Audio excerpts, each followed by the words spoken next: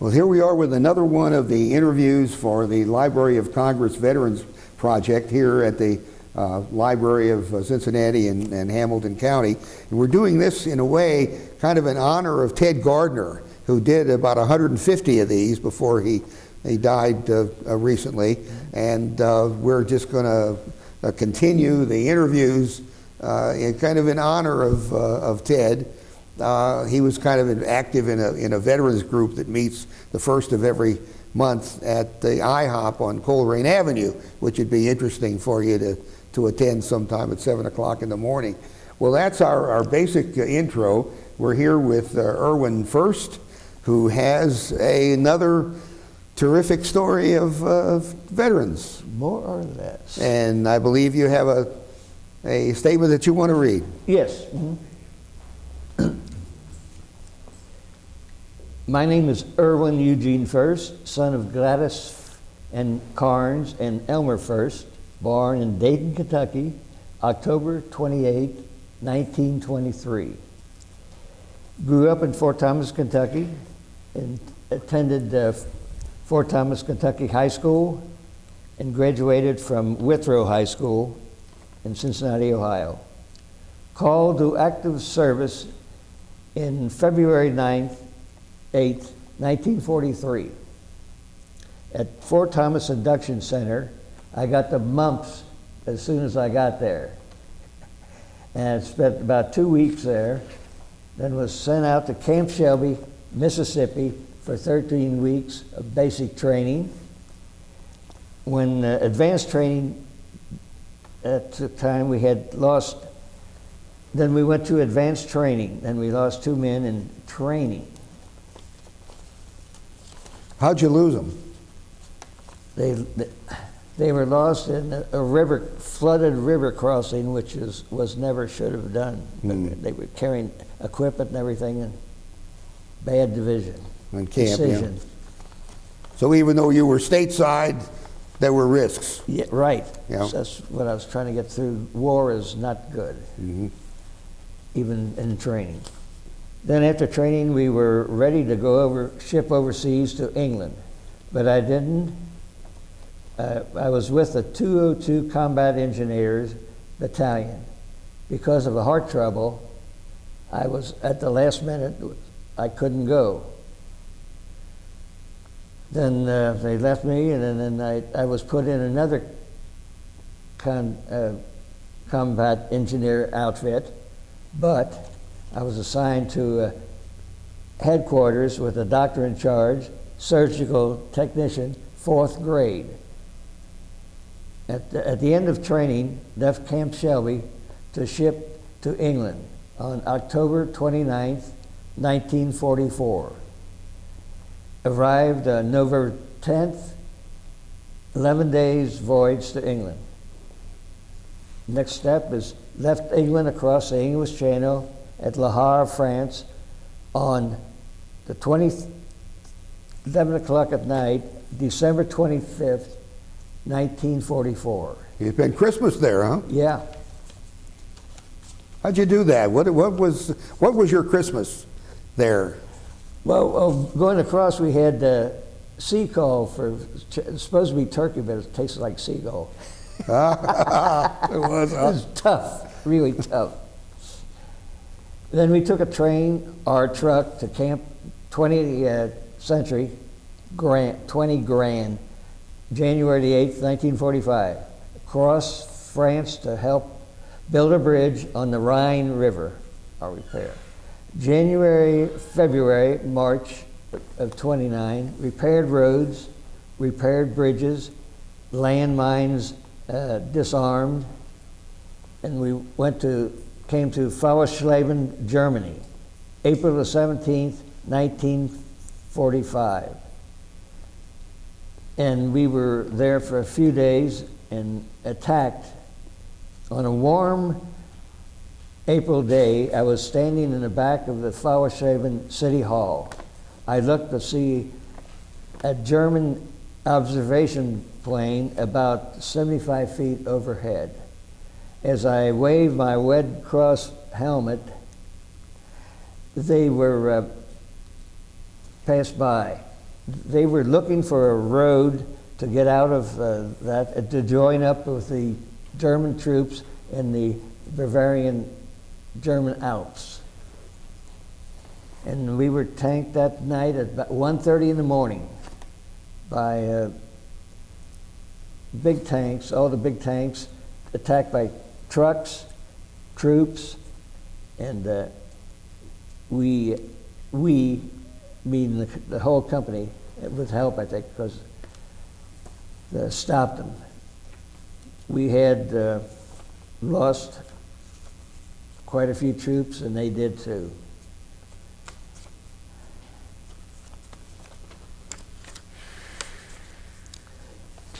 Oh, well, we lost comrades at the cost of war. Then we went up to the Elbe River on April the 30th to build a bridge. And that's the pictures here, I believe, eh? Yes. Mm-hmm. And the map Correct. here. Can we point that out on the map there? Can you reach that from where it is? Yeah. Oh. Turn that off here. Heavy little rascal. Where is that? Oh, heck. Itchy. Oh, I'm sorry. Can you see that okay, Brian? Right around in here. Furst. Daggone it. Oh, here it is. That's where I was right here when I sighted the observation plane.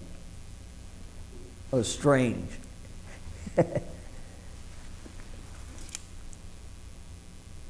Okay. That was a big event of the war. That was just minor compared to what everybody else had to go through. And let's see, I'm sorry. Let's see, we have a little more to read there, eh? Yeah. Well, then we just went from little town to town doing repair work, roads, bridges. Then VJ Day was October 29th, 1945. And there's just waiting around to March the 12th, 1946, I was discharged. Now, this, well, I'll wait, you have some more there, eh? Yeah, I skipped a page.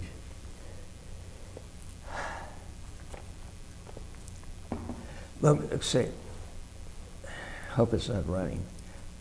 Then we went by train or truck to Camp. I said that. Furst. Okay, that's about it. And these are some of the pictures from the bridges you built and the work that you did. Yes. I don't know if we can see these. Could you very well. Zoom in? Can you come in? Okay. But this interesting is now this one, even though we can't see it so well, what is this, a German tank? Yes. Uh-huh. The With the camouflage? right. They were all knocked out. Mm-hmm. And I believe, and this was another one, another German vehicle probably? Right. That was a tank also. And the Kubelwagen here. Yeah. The Kubelwagen was kind of the military version of the German Beetle. Beetle. Yeah. The VW. Were you in any of the, well, here, we have this one picture of you. I don't know if we determined we can't very well zoom in very well on this one. That's what, but here is this kid here, and he looks Christmas Day. Yeah, that's Christmas Day, huh? Yeah. And you haven't changed much. Oh no. But you must be happy because it's Christmas. Yeah. Yeah, in 43. Yeah. Yeah. Was that must have been stateside then, where this was, huh? Yeah. Right. Yeah. Was that at Camp Shelby? Camp Shelby. When this was, That was my first Mississippi? outfit, the 202 combat. Well, you've given us a pretty good rundown of your background and what you did, but what do you what else do you want to? Well, here a lot of these pictures, of course, have to do with combat type situations. What can you say about what combat you did see, and what about these bridges that you built? I was very lucky. I was with the headquarters, and the other people were down there doing the work. I was just the medic, surgical technician. You were that? Yeah, surgical technician. But I really didn't get to do much because they had such a good setup for taking back to the rear with the medical hospital. I can't think of the name of the group. And it's about train of thought is bad. Yeah. And you must have had other people working with you, other technicians? Yeah, well, every company had a medic or two. It's all according to how many they had. And then I was in the, anybody wanted an aspirin or anything else, or I'd look them over to see if they had to go to the hospital, just to check them out. And I was there with the doctor, and the doctor, we were there, but we didn't do that much, which is strange, you think. Yeah. Well, sent but right you were back up there. You were there just in case, eh? Right. Right. And how close did you come? Let's see. You were there at the time of the bulge. Yeah. We were. Yeah. Right. And where were you actually during that particular time, the bulge? In France. You didn't get into the bulge itself, into Belgium? We were on the edge of it, doing road work and bridges, and so forth. Getting ready for Patton to come north? Yeah. When the Third Army came in to relieve Bastogne, for example? Oh, another thing, we were in this one little town, and the American tanks were there, and the troops were there, and they were just resting before they was going up to the front. And some of my men were upstairs and came down and took their rations away and took them upstairs. I didn't know that. And they found out, and they were ready to storm up the steps to get those guys. I said, wait a minute, I'll get them down. You know, dumb thing. Guys going to the front and taking their food. They were lucky I didn't turn them in. Really. And who were these guys upstairs? They were part of my unit. But they were the companies, and the one medic in there, but they were the company ABC. Yeah. And so these guys would have gone, others would have gone up to the front without their rations? Oh, no, they were going to come upstairs. I had to stop them from going upstairs and tearing them up. And get them back, huh? Yeah. We got them back. Interesting how these are human beings you're dealing with here. Yeah, you think you are. They weren't thinking. Yeah. You want to trade places with them? They're going up to the front with no food. Yeah. And you took care of that? Yes. Yeah. By yourself? Yes. And you? I could be forceful once in a while. I could be forceful. Once in a while, yeah. Yeah. These. What kind of vehicles were they who were going up to the front? Were they tanks? Yes. Sherman tanks. Shermans? Yeah. And let's see, what did you do? You were moving along when the bulge was over. Where were you? We were moving from community to community and working out of there on roads, repairing bridges, and any landmines or any repair work that had to be done. Had to dig up the landmines. Oh yeah. Yeah. Of course, somebody gets hurt doing that too. Somebody lost a hand trying to disarm one. You didn't have to do that yourself? No. But to take care of what happened afterwards? You're right. Yeah.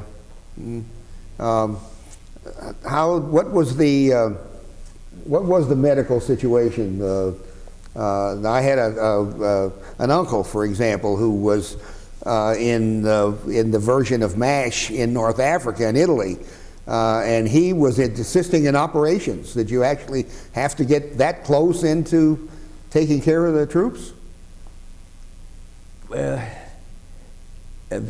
Now, I never dragged anything out of combat, anyone out of combat, and wounded or anything, but they sent them right. They were such good communication. They had to go back to the Furst hospital. Mm-hmm.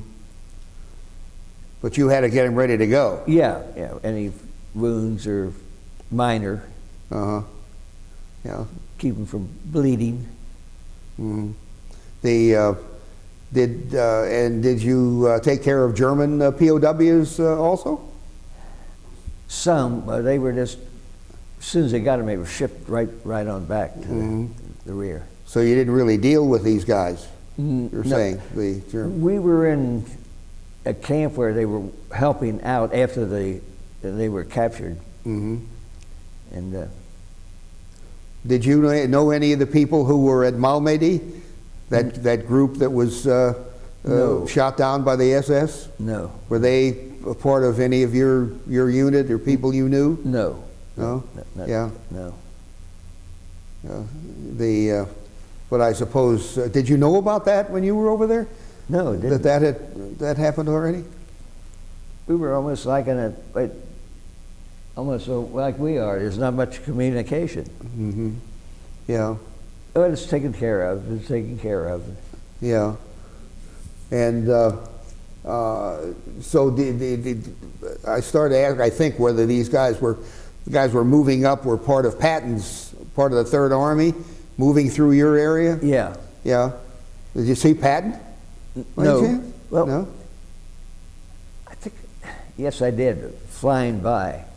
Uh-huh. Just in a hurry. Yes, in a hurry. Yeah, Yes. take care of these people. Yeah. Uh-huh. Interesting. You remember there was an incident, I don't know whether you would have been close to this, when General Rose had to surrender, and they shot him down after he surrendered and turned in his weapon to Germans, General Maurice Rose, and he was shot right there. I guess I vaguely heard of Hear that, about but that? nothing, no. Mm-hmm. That kind of thing. Well, what else can you say about what you did, and were you involved with the military after you were discharged, you said? Yes. And what happened up to that point and then after you got back?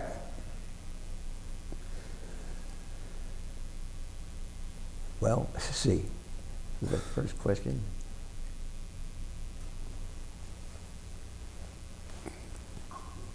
I was thinking here of the pictures here. Did you yourself work on the bridges? No, I didn't. But your unit did. Correct. I was right there. Yeah. This is March 1945. I I see. back on. Yeah. Mm-hmm. Largest.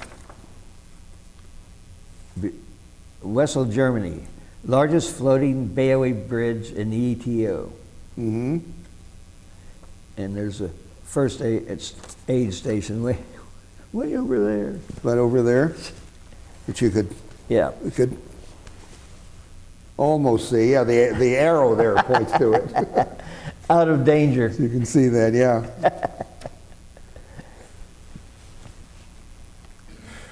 Well, where were you when the war ended? When VE Day came about? I'd have to look on my chart. Over here? Yeah. Mm-hmm. Let's see. That was May here's May the 3rd, and then we go into June after you were getting out at Vrestedt on the 5th of May, it talks about here. Yeah. And what happened in the unit when you were told, that the war was over, at least in Europe? Well, we were just kind of assigned an area and just kind of waited the days out. They did a little work, but nothing this Yeah. elongated of waiting to be discharged. And you didn't go into Germany itself then? No, we were out of Germany then. We were at that point. France. And were you discharged in France, or you came back? No, in the United States. Uh-huh. Yeah. Camp Atterbury. Oh, yes. Not Camp Atterbury, what, about 80 miles from here, I guess? Yeah. Over in Indiana. Yeah, I remember that very well, having grown up in Indiana myself, you know. So were you, by the way, I don't think we asked about this, did you report here that you were drafted? You Yes. didn't enlist Correct. at the time, which was okay. Yeah. As so many people did that. This fellow that I mentioned that grew up near where we live was one of the draftees at the end. Now, how did you feel about the training you got?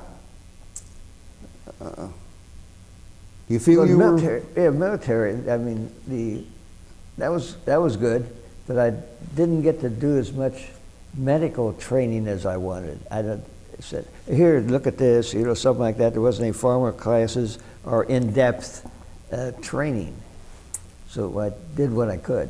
Mm-hmm. This fellow that I mentioned only had, I think, about 4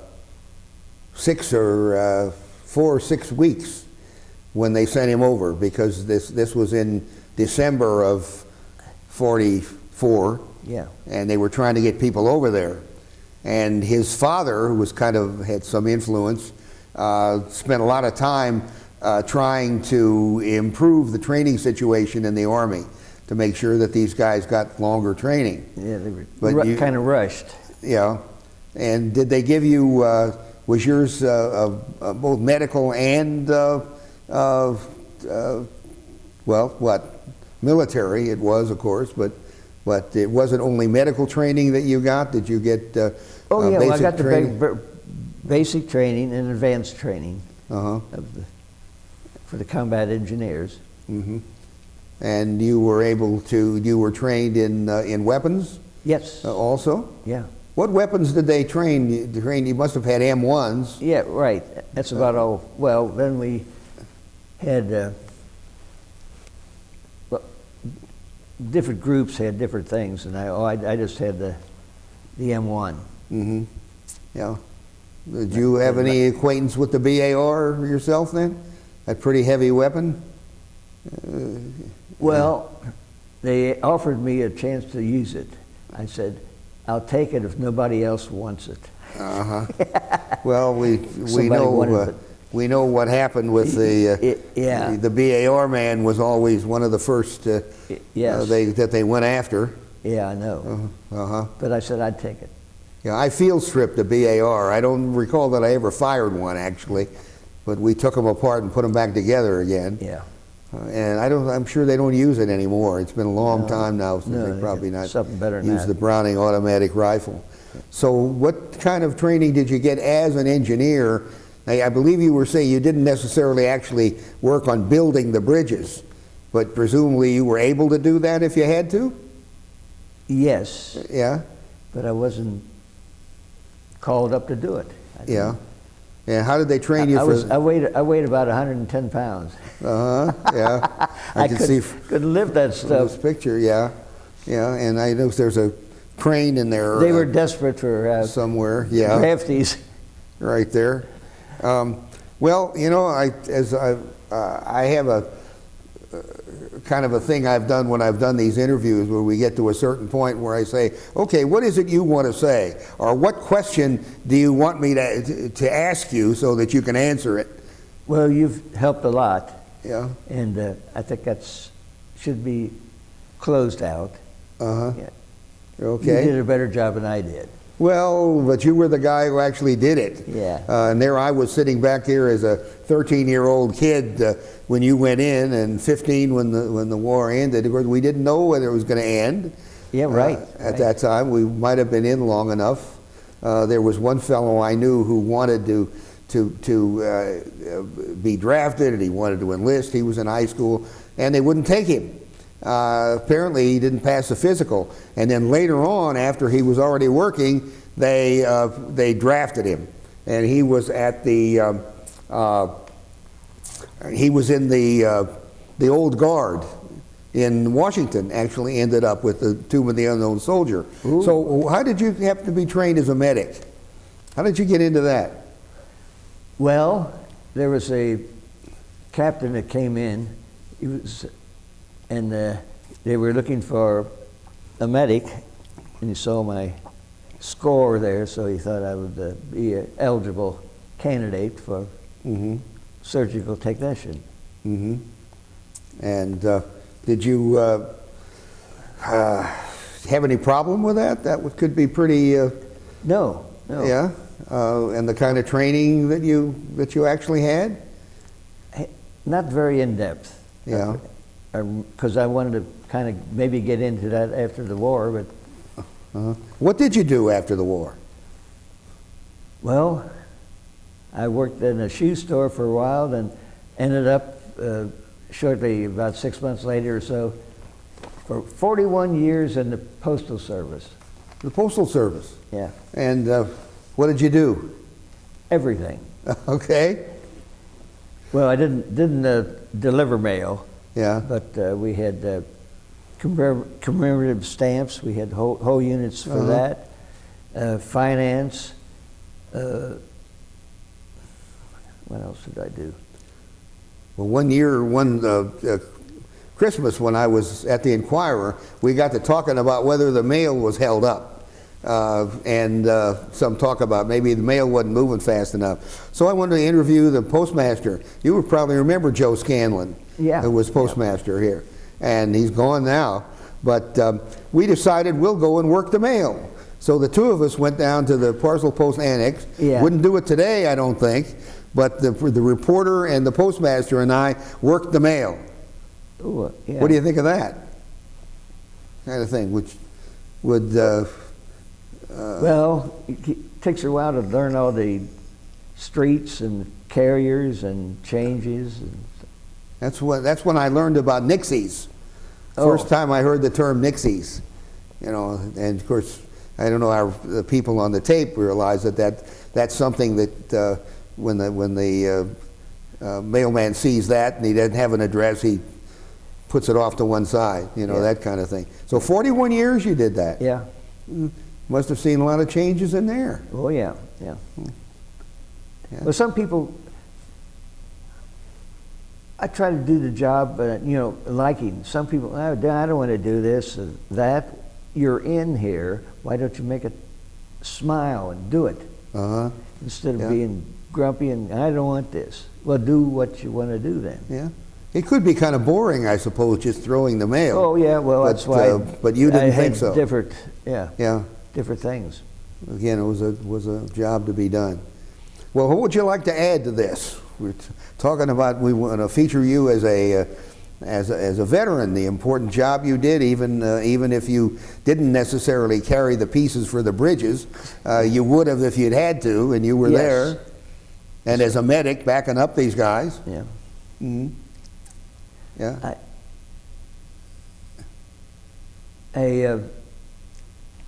During that one part there, the German woman had a baby on that day, and the next day I had to help operate on her to get the little. She got torn, so I had to operate to stitch her up. So you mean you helped deliver the baby? Yeah, that, and then the next day stitch her up. And that was in Germany then? Was she military? No, she was a German woman. And the captain didn't want to do it because he didn't want to do it to a German person. The doctor didn't? Yeah. No? Was he a doctor who didn't want to do that? Yeah. And so you helped deliver the baby? Yeah. And helped do the stitching afterwards? Yeah. And that sounds, bringing another life into the world, that sounds pretty important. A German wife. Yeah, like that. Well, again, I'd say there's so much to be said. What else would you like to say about your service? Well, I'm proud that I did it and was able to. And yeah, all the veterans and all the people in the military, we should be grateful for their service. Mhm. That should be it. Yeah. Any of your family go in the service? My dad was in WW1. Uh-huh. And what did he do? He was in ordnance An ordnance. in the office. Yeah. I have pictures. It was discharged and Uh-huh. all the. Did he get overseas? Yes, he was in Yeah. France. And let's see, I was going to check here where you were. You were actually born, yeah, in Dayton. So did he grow up Spears in? Memorial Hospital. Do you remember Spears Memorial Hospital in Dayton? Do you remember that? I think so. Yeah. Yeah. And where you were born, and what did your father do? He was a compositor for the Billboard magazine. Is that so? Yeah, which is right down there. Handset type. Yeah. I learned how to do that. Set Yeah. up pages and so Uh-huh. forth. Yeah. Yeah, that's so. Yeah, I learned how to handset type. You know, learned how to run a linotype machine. I'll bet he could do that too. Yeah. Yeah. And some people, of course, never heard of that and never saw one. You know.